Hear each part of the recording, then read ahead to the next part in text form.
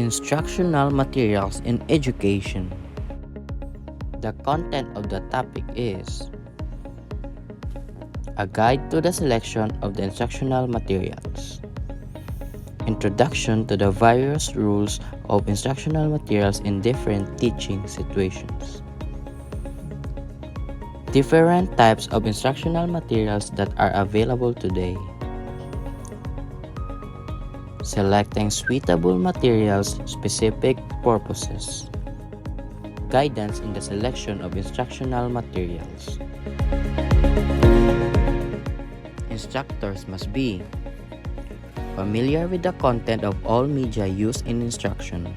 Teachers must familiarize the media used for instruction. It includes the capacity and quality. Select only instructional media that are consistent with students' capabilities and learning styles. It must be applicable with all students. Instructional media should be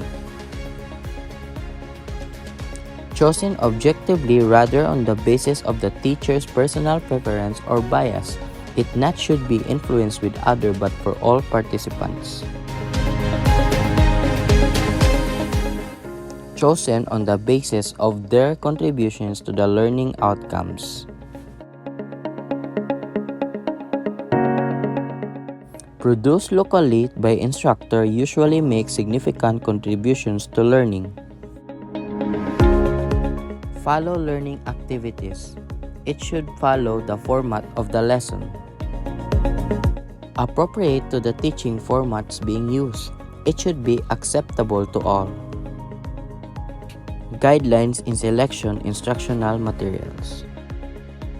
Purpose. It should be based on purpose. Flexibility. It should be applicable with the students. Development. It must be contribute to the students' development. Guide learners. It should be easy to be accessed to students. Objectives. It must be connected to the topic. Diversity.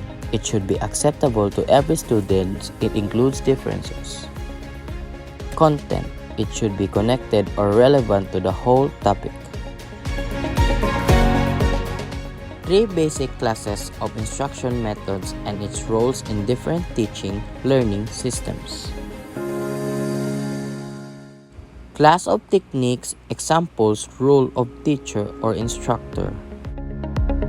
Class of techniques: individualized instruction or direct learning, example, direct study.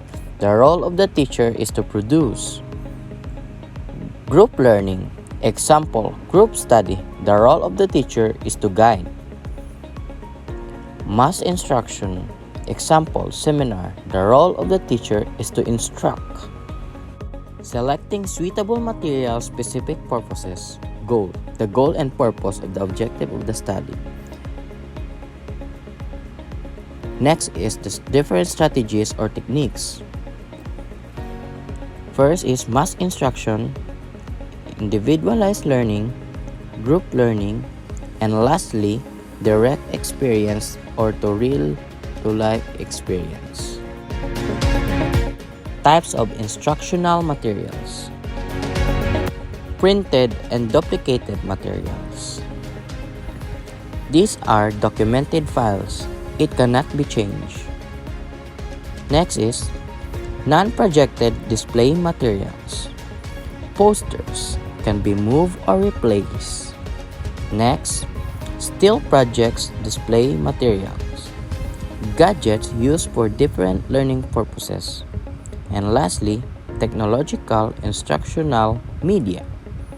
Instructional materials used for learning. Materials and technology. It offers the possibility of alternative materials and classroom interactions. Technology improves learning time by time. Technology changes the world.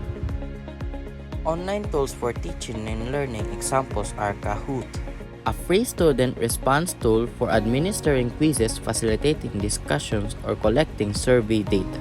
It is a game-based classroom response system played by the whole class in real time. Next is Plickers, an assessment tool which allows teachers to collect on-the-spot formative assessment data through online games and lessons. Next is Edpuzzle, a free assessment-centered tool that allows teachers and the students to create interactive online videos by embedding either open-minded or multiple-choice questions, audio notes, audio tracks, or comments on a video. Next is ClassKick, a free digital formative assessment tool that allows teachers to create lessons and assignments that students work through on their devices at their own pace. Next is Padlet, a virtual bulletin board in which collaborators can simultaneously create and organize posts of any content type, whether it be text, documents, images, videos, links, or etc. Schoology, an online learning management system (LMS) that allows educators to organize curriculum, create lesson plans, and provide student assessment. Is it possible to use online tools in the classroom?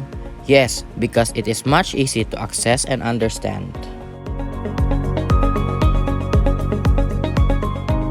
Is there any medium or instructional materials that best fits all purposes? No, because medium instructional materials are made by its own purpose.